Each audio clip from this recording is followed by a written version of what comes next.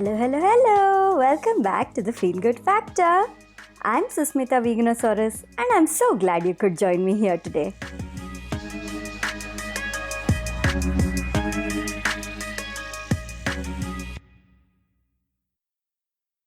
Hi everyone! Today I have a very special guest with me, Shailaja Vishwanath. Shailaja and I met online many years ago. While we were both blogging, we had both just started our blogging journeys, and that's how we had met online. It's been nearly a decade now, and both of us have taken two very different journeys and come a long way.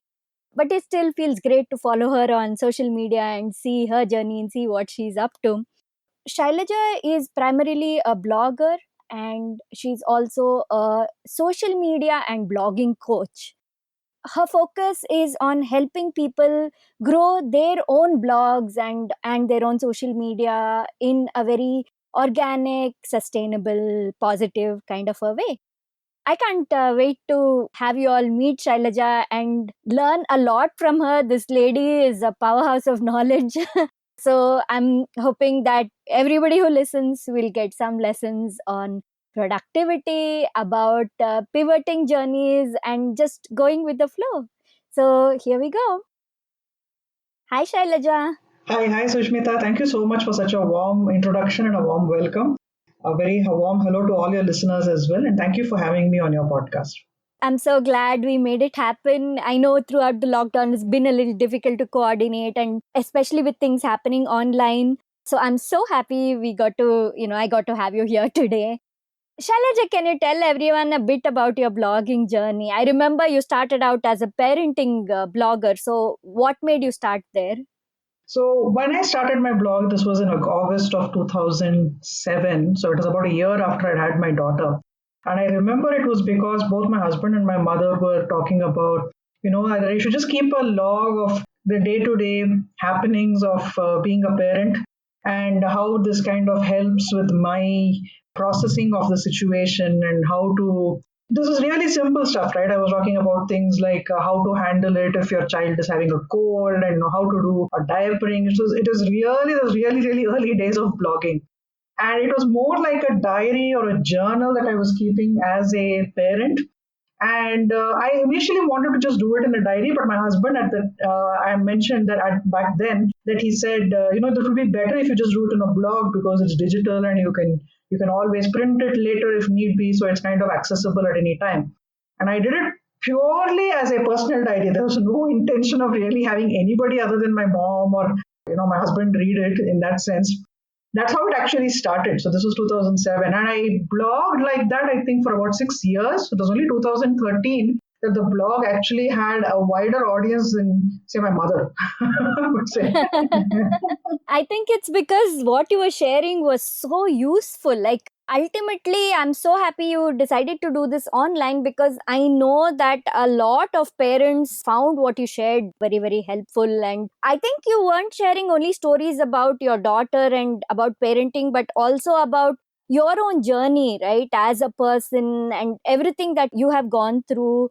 If I remember right, you also went through postpartum depression for a while and then got out of it. No, that was not a postpartum depression. That was bipolar disorder and clinical depression. But technically, that was way before I even had my daughter. That was in 2001, 2002. Okay. This was just soon after I was married, and there's a lot of pressure at work. I was also newly in a job, so it's all up on my blog anyway. So for those of you who want to read, but yes, that actually happened in early 2015. I kind of grew into sharing more about my personal journey, but at the same time I wanted to ensure that it was not just a person talking about herself. So it was not really just me, doing what is called navel gazing, as they call it. It's more how we can get that human relatable connectedness factor when we come to talking about our experiences, such that it allows other people to empathize, allows other people to have that relatability factor and come up and say, hey, you know what, I've been through something similar. I know what you're going through. I've been through this too. So I think that's what I kind of learned to develop over a period of time. Yeah, I mean, that is clearly seen even today. Though you are more of a blogging coach than anything else, you're very, very well known for that. And even now, every video that you do, every post that you do, there's a human element there. Like there is a relatability factor. When I watch your live videos, I feel like it's just a friend and who's talking and who's giving advice. It has that kind of a feeling to it, very, very approachable feel, and it's a very beautiful thing that you've developed.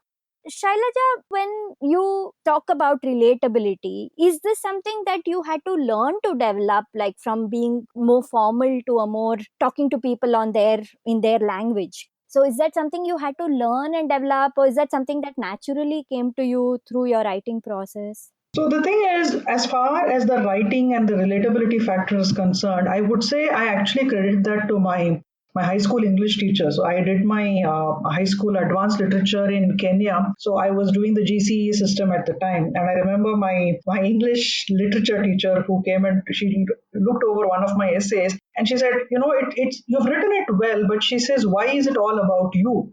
So there should be something more from the reader's perspective. There should be something where you actually speak to the reader. There should be something where the reader begins to feel that this is a piece that they can identify with. And she was the one who kind of honed me and helped me kind of sharpen that instinct more and more.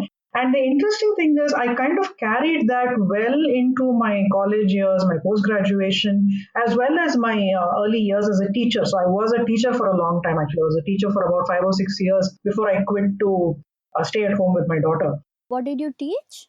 I primarily taught students who were preparing for these competitive exams like the CAT, the GMAT, Hmm. the GRE. So I used to handle the verbal ability and the English and the academic writing section of those sessions. So I was a verbal ability trainer.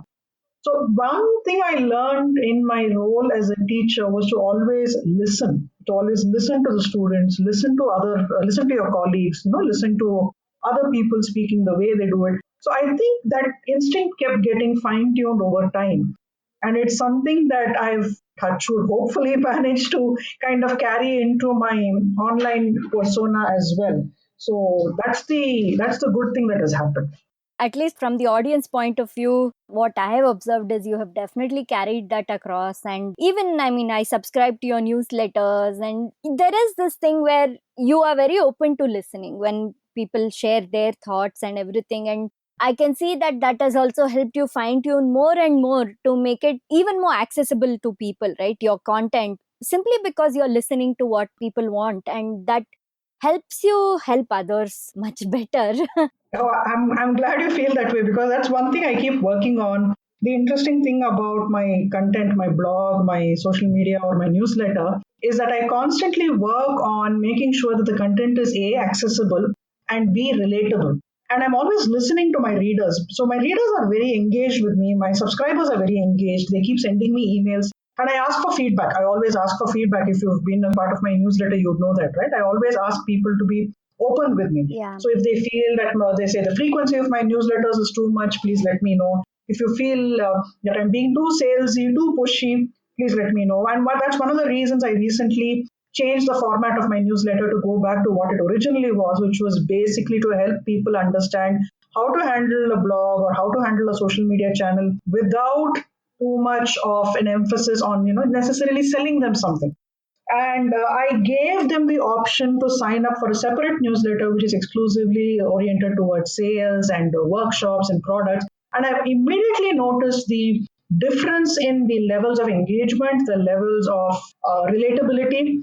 And I always tell people, right, this is a constantly evolving process. I'm not saying that it's perfect. I'm not Hmm. even saying that now I've set it. Now I know exactly what I'm going to do. I'm always in that position where I say, I'm always learning. I'm always open to listening to what people have to say. And if it aligns with my purpose, my process, then I try to integrate that into my overall teaching, into my overall strategy as well. So I believe that really matters. That was what I call the growth mindset, because without that, it's very difficult to break free of our limitations. Yeah, and I know that even as a coach, as a blogging and social media coach, this is something that you often repeat to people who learn from you too, that they should also be listening. and they should also be more approachable, right? So make it more Exactly. personal. And that is something I did not know earlier. For me, when I initially started blogging with my vegan recipes, Mm. I would just share my stories. Like for me, most of the time, it was just the fun of just sharing my stories. Like you said, it was more like a personal thing, just for my own enjoyment that I started it, right? And I felt Absolutely. that again, I kept hearing from people again and again that even more than the recipes, what they like is reading the backstory of each recipe, and that, being personal Right, and sharing. right. So that's your personal touch, right? That's what. See, there are a million vegan recipes online, right? You know that, I know that. Yeah. But what is it that connects people to Sushmita, the writer, the Sushmita, the vegan? So what is it that they connect with you? So, and this is something that people have to discover on their own. It doesn't really happen, just because I sit with you and do a call with you. It won't necessarily happen. But Hmm. what I help people understand is I let them talk. I first let them talk. I first let them tell me what their challenges are. So this is one of the things I do as part of my coaching. And I let them tell me first of all, what is it that you really enjoy doing? And what do you feel or what do you find challenging to do in the current, say, digital space? So they tell me, you know what, I'm a good teacher. I know how to do this, I know how to do that. But put me in front of a laptop, put me in front of, typing, and I kind of freeze up and I don't know what to do. And I'm constantly second guessing myself. I don't know if what I've said is right. I don't know if I've overshared. So then I have to tell them, you know what, you're overthinking this. You don't need to overthink it. Just be yourself. This is the most important thing that people can learn to do. Just be yourself. Just imagine yourself sitting across a table from a friend at a coffee shop and you're talking about, say, a recipe that you just created. How would you talk about it? You talk about all the love that went into it, all the passion, all the mistakes you made when you were trying out the recipe for the first time, and how you fine tuned it, how you tweaked it to give it your specific flavor, your specific angle, and then how you felt when it just, it came out so perfectly at the end. So that passion, that joy, that original unique human element is what makes your content stand out from the other, hundreds and thousands of recipes online. So that's very important. Yeah, I absolutely agree. And I didn't know I was doing it, but then as I kept doing it, I realized that, oh, okay, so it's as simple as being myself. you Absolutely. Absolutely. know.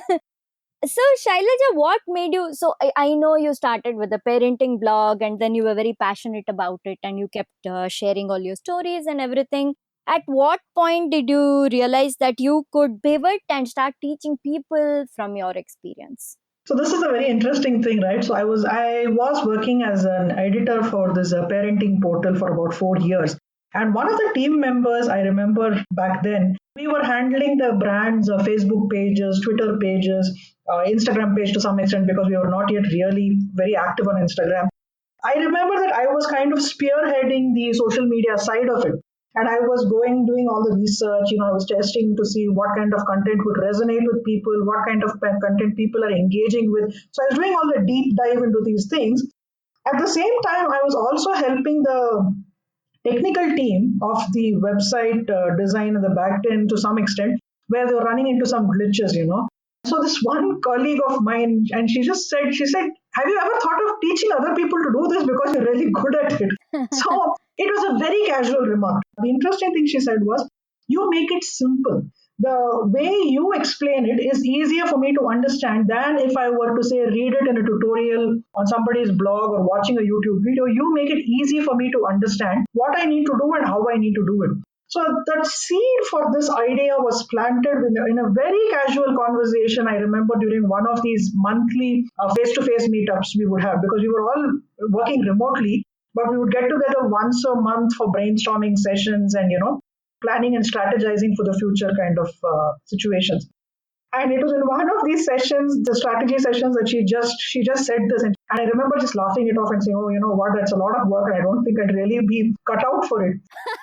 But that's actually the fact. And then about I think in mid 2017 is when I started dabbling in Pinterest, and I started diving deep into it, primarily for my blog and also for this brand that I was working with. And once I started understanding it, it was like all these pieces began to fall into place. So I began to understand and put the pieces together in a way that people were able to understand. And then when I realized that I wanted to kind of take a step forward and move into a business of my own angle, I discussed it with my husband and he said, you know what, you never know unless you try. So why not just give it a go? So he's my sounding board. So he's the person I go to anytime. There is a new freelance offer, there is a new opportunity on board. We always discuss it with each other. And I asked him, what does it make sense? Is it practical? Is it viable? And he said, you know what, even if it isn't viable, even if it's not going to make you a lot of money, you can take a call on that about a year from now. So he says, what's the worst that can happen? So that I think that mindset really helps. My dad has also Hmm. taught me that. My husband also continues to help me with that. You will never know unless you try. Hmm. So, like I said, there's not just any necessarily one person I can credit with this, but yes. So these two, three or four people I would say have a big role to play in kind of making me take that. I would say rather massive step, and it's something I totally enjoy. That I have to admit. I enjoy. Hmm. I enjoy reading up about blog updates, social media updates, and my happiest moments, to be very honest, are not when my blog does well. It is when one of my students does well, and he or she comes and says, you know what, I got a mail this afternoon. In fact, just before I clicked on the link to open the session today, I just got an email from a student who said, you know what, thanks to your strategies and thanks to your ebook, I see my recipe on the first page of Google. She said, this would never have been possible without you. And I'm telling you, that feeling of joy, that feeling of satisfaction, I think it goes back to being a teacher. It's that absolute joy that you get when you see your students do well. I think that really makes a big difference. Oh, yeah, I can absolutely relate to that more than when we create some recipe at the restaurant, anything like that. If somebody who has attended one of my dairy alternatives classes Workshops, right? has just shared one picture of some curd, that's it. I mean, it's just peanut curd, there's nothing big about it. But the excitement and listening to them talk about it, that really makes it worth it. And I totally relate to this joy of teaching that you're talking about. Right. And I also agree that you need to enjoy what you're doing to be good at it, Very right? true. So Very true. what kind of advice do you give to people about figuring out and how important it is that they need to enjoy doing their work to be able to be successful? So I would say it's very important because if you really don't enjoy the work that you do, it becomes what I call tedious because you're doing it. How it's not going to be any different from a dead end corporate job in that sense, right? So unless you truly learn to enjoy the work at hand, it becomes very difficult to scale it from the business angle. So there are two things at play here. One is the passion to make it work, and second is the business mindset where you also have to start thinking about things like covering costs, looking at overheads.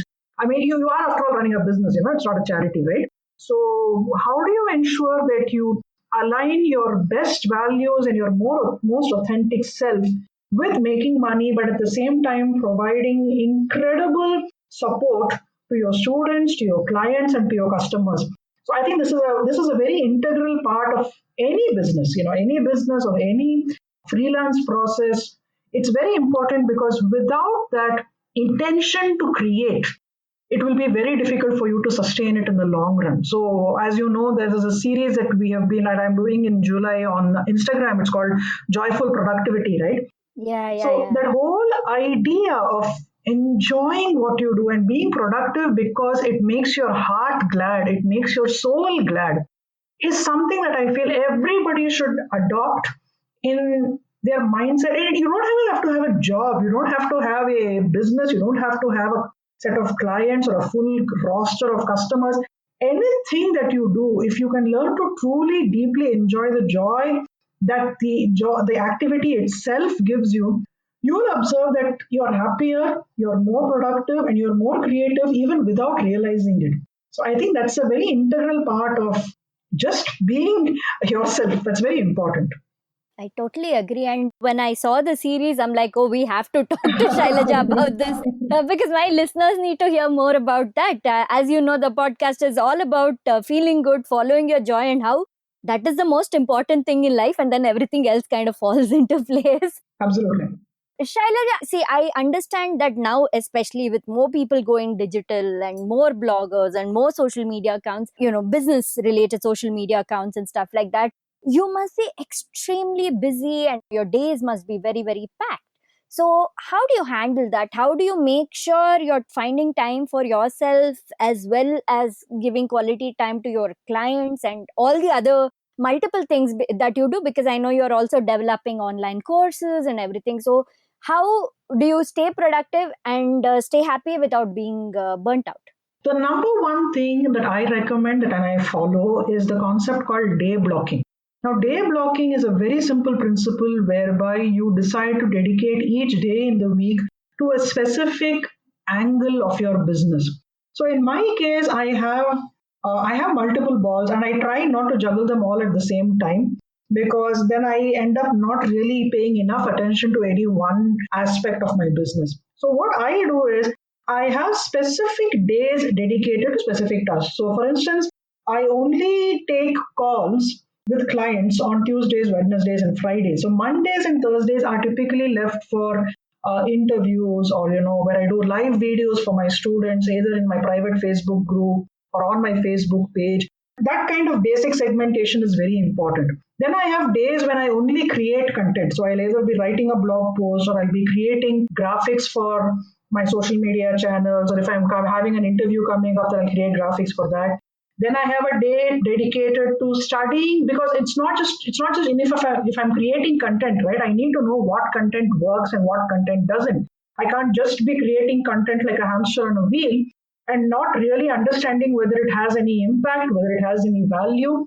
So I go back and study my insights. I check to see which content people engaged with the most, what content struck a chord, what is it in, and then I go into my blogs analytics and check that out as well. So this day blocking is a very integral part of running a successful business, I would say. And as important as that is incorporating what I call rest days. So you have to have at least one day a week when you're completely taking time away from your business, doing things which are not on the internet, things where you're just completely relaxed. It doesn't have to be Sunday. Sunday is typically the rest day, but as you and I right now know, pretty much every day is the same. Since most of us are at home and most of us are, going through certain routines. In my case, of course, there are certain schedules that I try to stick to, because it is all our fervent hope that this pandemic comes to an end really soon. So between Saturday and Sunday, I try to take one day off where I'm not really stressed about posting or engaging or constantly creating content. And I also think it's important that every once in a while, maybe once in 6 months or something, people need to take complete time off from digital media. Maybe take a week off or 3 days off, or some people take even a month off. So that of course depends on, of course, what systems are you already have in place, and whether you have revenue coming in for that month, and if you can afford to take time off, if you have a team working who can handle the load and things like that. But what I feel is extremely important is making time for yourself, as well as making time for your family and making time for your clients. So I have some things called non-compromisable. So I never compromise on things like my workout. I have to get in my workout every day. I have to get in some amount of time when I'm just sitting silently and not doing anything.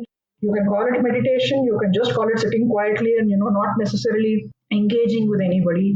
I need to read every day. I need to read a bit of a book every single day. And of late, it's been mostly non-fiction, but I need to read at least a chapter of a book every single day, typically before I go to bed. So these kind of things are very important. And also the fact that nothing is the end of the world. I think that mindset is very important. Your clients won't leave you if you don't respond to them within Yes. 15 minutes of receiving an email. Your followers won't stop appreciating you if you don't respond to them for 3 days. So that idea of doing things out of love, and always remembering that things will happen no matter what, is very important, I feel, for anybody, not just for people in the business space, for anybody at all. All the stuff that you said, that's like a summary of at least about 10 of my podcast episodes. It's beautiful. Like, you can't see me, but I'm totally nodding. I'm like, yes, yes, yes, absolutely, Good to know. People don't understand this whole thing of the world won't end if you stop doing or take a break for yourself. That is something that is so important.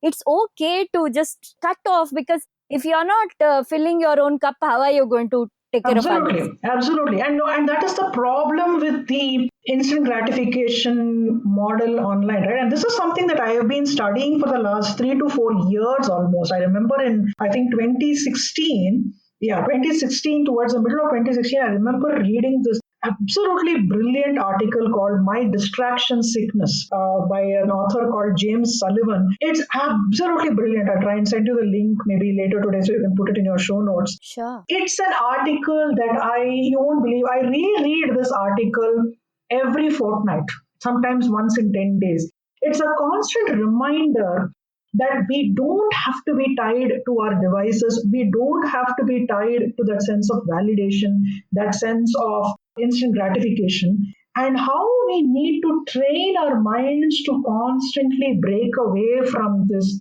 loop of gratification and validation. It's a brilliantly written article, and I would say one of the earliest articles that I read on the idea that there is so much you can do with your time. There is so much more you can do in the world if you were to use your devices as tools and not as distractions. Hmm. And it is something that I constantly keep reading about. So, in fact, I think in March, just before this pandemic hit, at least hit India big time, I did this 1 month challenge. I didn't even complete the challenge. I remember on Instagram on how to break up with your phone based on this book by Catherine Price. Hmm. The book is called How to Break Up with Your Phone. Brilliant book, where it talks about specific tips, and it's a step by step process. It's a day by day process to break up with your phone. It's gradual. It's something which anybody can practice, and it was beautiful. And it was wonderful because I had a few people doing it as a part of a group and a kind of an accountability setting. Hmm. But it was wonderful to see the kind of progress people were making, and the understanding that it brings to the idea of device management and your relationship with your technology. It's something that I feel everybody should kind of stop, pause, take stock of, and appreciate. Absolutely agree on every count. And please send me even the name of the book and everything for the show Sure, notes, because I'm sure, sure people would really like to. The breaking up with the phone is so important. absolutely, yes. What I do is, it's been a few weeks now where I saw the importance of not getting online at least one day a week, like Hmm. completely not online. I don't even go on to Google. Yeah, Netflix is allowed because that's TV and not internet. But other than that, I don't even, like, all my WhatsApp, Telegram, everything is turned off. The net is turned off on my phone, and it's made a huge difference in the freshness with which I do it on Sundays. It just makes sense to me. But as you said, I agree that it doesn't have to be any one particular day. It can be any day. You have to see, how you can use that time with your family and coincide with other things in your life and whatnot. Exactly. And you'll be interested to know that once Mm. you get the hang of this, and once you get used to this idea of taking a gentle, and I don't I prefer the word break rather than detox, for the simple reason that break is very intentional. Mm. Detox has that sense of there's something poisonous, trying to rid yourself of the poison in your system. So it's not a question of a detox, it's more a question of taking a conscious, calculated, mindful break from something which is necessary but something which can afford to wait, meaning nothing is going to happen, it's not going to Mm. disappear. And what you will understand over time is you will come to a place where you will start wondering, okay, where did I leave my phone? Instead of it constantly being by your side, because that happens to me multiple times through the day. I have to Mm. constantly ask my daughter, can you just find out where my phone is, because I don't remember where I've left it. So that's how interesting it becomes when it comes to your devices. So that's the good thing that happens. Yeah, absolutely. And the next day, when you get back online, onto social media or wherever it is, your emails, wherever, there is a new sense of excitement. It doesn't seem so meaningless anymore. It's like, oh, I stayed away on offline all day. So, okay, let me do a little bit of whatever social media, enjoying also, but then that's like a reward. But you know how to stop yourself from going too far because you've taken that break already. Right, true. How do you spend your day when you're offline, on the days where you don't connect to the net and you don't worry about the business and anything? So generally, what do you do? So I'm an organizing freak. So I usually use my offline days for a lot of cleaning. So I Hmm. organize my closets, I organize my kitchen pantry, my kitchen cupboards, and I go Hmm. and I go and ask my daughter if she needs help with organizing her shelves. which she doesn't necessarily like because she's a teenager. So you Yeah. don't want your mom rifling through your cupboard, right? So so that's always on a permission basis more than anything else. And I read. I typically read. You said that Netflix is your one allowance. For me, my Kindle is my allowance because Mm, my Kindle is the only allowance that I give myself because that's ebooks. I don't have any other distractions there. I don't look at. It's one of my favorite investments, or rather, my favorite gifts from back when my husband bought it for me 3 4 years ago, mm, and it is how I get a lot of my reading done these days. And I find that although I'm not really good at making things with my hands and things like that, I do try to work on some recipes, especially recipes which have been handed down from my aunt and my grandmother. So mm, I've written those down somewhere. So I go and try and experimenting with that, just to get back into the idea of enjoying cooking for its own sake, and experimenting with flavors and trying out new things, which is something that doesn't necessarily come naturally to me, but it's something that I consciously make an effort towards these days. I believe basically do anything which gives you joy, and it doesn't have to be tied to anything tech in order to make that happen. normally in the course of my 6 days of actually being connected online, whenever, even there, I turn off the Wi-Fi on my phone whenever I'm not using the net, and all notifications are off all the time anyway. But even then, if I'm doing something, say I'm cooking something, or say I'm reading a book and there's an interesting quote or something like that, I will want to share that on my Insta stories. But on this off day, I don't have that. I'm like, if I'm cooking something, something interesting comes out, I don't go running to just grab my phone and do the Insta stories. I'm like, no, today I'm doing this just for me, and that's it. If at all, okay, maybe later I'll share the recipe or something, but not today. So that's interesting, right? So this is how I've learned to tackle what I call impulsive posting. So impulsive Mm, posting is extremely triggered by places like Instagram because it gives you that instant validation. Immediately people see your stories, engage, comment, mm, reply, respond. mm, So there's all these things that happen. So what I have learned to do is I take a very conscious pause and I write it down either in my note taking app on the phone, or I write it in a diary. I have a separate notebook, just to take notes or write quotes and things like that. And I write it and keep it there. And what this does is it gives me a lot of perspective when I step back and look at it after some time. And I realize, what? Instead of just instantly posting this now, let me write an entire post about this. Maybe a post on the blog or maybe a post on Instagram later. So I have all this, what I call this cornucopia, this treasure trove of quotes and ideas and concepts which are not going anywhere, right? I mean, it mm. doesn't matter whether I share it instantly today or share it 1.5 months later. The message is still going to get out there. Yeah. So that impulse to control posting, I would not even use the word control. I would say the impulse to stop posting on instinct is something that I have completely reduced because I keep Mm, asking myself, okay, does my audience need to hear this right now?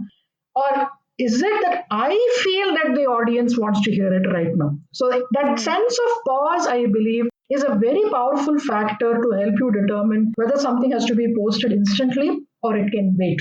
And definitely not having the app on your phone is a very effective way to kill that instinct. So what I do, I'll be very honest, what I do, I use the Instagram app on my phone only on the days that I'm actually using it for Instagram stories. The mm, other days I actually uninstall the app. So the app itself is not on my phone. mm. There is no way that I can instantly post on stories because you cannot post to stories unless you have the app. You Yes. cannot do videos or live videos unless you have the app. So at least 3 days a week or 4 days a week, the app is uninstalled on my phone. So that itself, it's basically eliminating temptation, right? Yeah, yeah, There's yeah. no question of temptation being there if you don't have access to it. So I can still connect with my clients. I can still respond to direct messages on the laptop, which is what I've taken to doing. And I still use Instagram stories off and on, maybe twice or thrice a week, but that's about it. Mm. I like your the uninstalling bit. So I deactivated my Facebook account last year. I felt Right. that it's just taking more of my time than actually giving more back in terms of productivity, or even in terms of being able to share content that helps others, kind of a thing, Right. so I decided to deactivate my Facebook account, but the pages are there for my restaurant, for my blog and everything. They're just there, but I don't spend as much time there. And I saw that deleting that Facebook Messenger, the Facebook app and pages app and all that, Hmm. it saved so much time and this mental space, because that's another thing we do, right? So I turn off all notifications, and I also don't allow any of those flags to come, like the numbers that come up saying this many Right. messages are waiting, all that is off. But unfortunately, that led to me going into this habit of opening the app to check what is there, what is there, what is there, Right. just switch. So removing the app from the phone, really, like you said, it removes the temptation completely, and then you're not doing it unconsciously. Exactly. So that's very helpful, and I hope other people, whoever is doing, who is trying to get offline for a few days and everything, I hope they also get into this habit of, or get something out of this idea that you've shared of entirely uninstalling the app. And on my phone I can also lock the app, so it's like it's grayed out. I remember that I listened to your social media break podcast. I remember you mentioning that you can Lock, lock the yeah. apps. So that's a very interesting feature. Yeah. So on my phone it's a latest version of Android. So there's an option called digital well-being. There's an app called digital Hmm. well-being where it allows you only certain number of minutes Huh. for each app. So especially your most frequently used apps, you can allow yourself say 15 minutes or 5 minutes or 30 minutes. After that, the app itself grays Huh. out. So once it's grayed out, you cannot access the app. So you've used up your quota for the day. So it's like, come back tomorrow and check it out if you really must. Hmm. So especially for people who feel stuck to their phones and stuck to their apps, so these kind of tools help. But ultimately, I'll tell you very honestly, all of these are what I call band-aid solutions. The Yes. more important thing is an intention, is a conscious decision to want to make that change, which should come from deep within. So this applies to anything, whether it's fitness or whether it's social media breaks. Unless there is a deep drive within you to make it happen, it isn't going to happen. It's as simple as, you'll always find ways around it. You'll always Yeah. find shortcuts. You'll always be able to go into an app and say, you know what, give me 5 more minutes. I Yeah. need to check this instantly. Or you know what, I can always, I'll always start working out tomorrow. I mean, I've not been working out for the last 40 years. So what difference does one day make? Right? So we are very good at justifying our Yes, flaws. So, absolutely, absolutely. and our shortcomings. And it takes a bit of effort and it takes a bit of intention. But once that intention is in place, you will understand that your relationship to everything, whether it's food or whether it's fitness or whether it's your social media, it becomes easier to handle over time. It is no longer a question of looking for apps to improve your productivity or apps to block access to apps. So, which itself is ironical, right? You're looking for an app to not be able to access other apps. Yes. So, and it becomes a question of knowing that these are all tools. We can use them provided we're intentional about it. But it's a little difficult, especially since apps are built on the slot machine principle Hmm. and the idea of instant gratification. So it's a bit more difficult, but it's doable. It's Definitely. not Yeah, impossible. I think what you said, like the band-aid solutions, they can be used as tools to initiate this process of intentionally Yes, doing it. And then, exactly. I mean, it shouldn't matter that whether the app is gray or not, automatically you shouldn't even be thinking of accessing it, right? So I Exactly. agree with that. So, Shailaja, can you maybe share something else with people, finally, before we close out, about how they can find more joy in what they do, and how can they be more productive? And also, in case there is something that has to be done, but they don't find joy in that process, how do they go about it? For a creative person, the business side of things is not, it's not always a joyful experience, right? So say somebody has to sit and do their accounts, and I know that in your recent course also you had spoken about how to maintain a spreadsheet, and okay, this is the inflow, this is the outflow, and all these things. So how Right. does somebody deal with something like that? So there are basically two approaches to the situation, and the first one is what I typically adopt, and that is that every task has joy if you know how to find the joy in it.